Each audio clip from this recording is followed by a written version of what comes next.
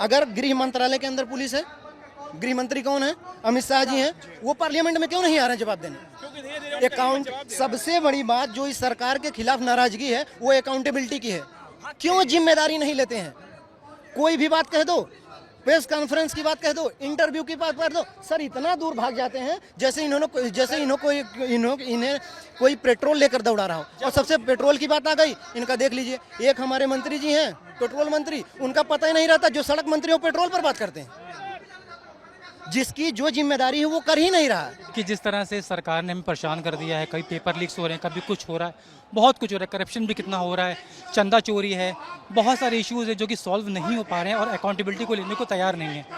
अब एक ही उम्मीद है राहुल गांधी, पीड़ा को आप समझो, क्योंकि जब से हमारा देश आज़ाद हुआ था तब से लेकर आज तक इतनी महंगाई नहीं हुई। ये 12-15 सालों के सरकार में बताइए, बीजेपी के सरकार में इस तरीके महंगाई हो गई, इस तरीके महंगाई आ गई। और दूसरा नंबर बताइए, 70 सालों से पूरा राज करते कांग्रेस चली आई, अभी तक इतना परेशानी किसी ने नहीं देखा था।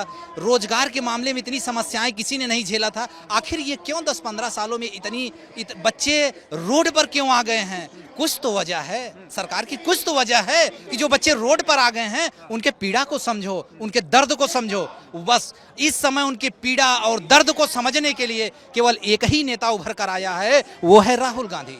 क्योंकि वो सारी समस्याओं को देखते हुए, वो हालात को समझते हुए, इतना ज्यादा जंतर मंतर पर धरना हुआ, वो एकदम रोड पर आ गए, उनके नाक से ब्लड निकल गया, फिर भी वो जनता के हित में थे। हमारी सरकार को जिस समय प्रोटेस्ट हो रहा था उस समय सरकार को सोचना चाहिए, इन बच्चों के साथ इतना, कितने बच्चे ऐसे थे कि बताइए उनका ये हाल कि वो उनका उसी जगह उस प्रोटेस्ट में ही जान चली गई। सरकार को दर्द नहीं आई कि हम चल करके उन बच्चों की पीड़ा को हम समझ सकें, लेकिन उस पीड़ा को समझने के लिए हमारे माननीय राहुल गांधी जी आकर के उन्होंने ही इस पीड़ा को समझा।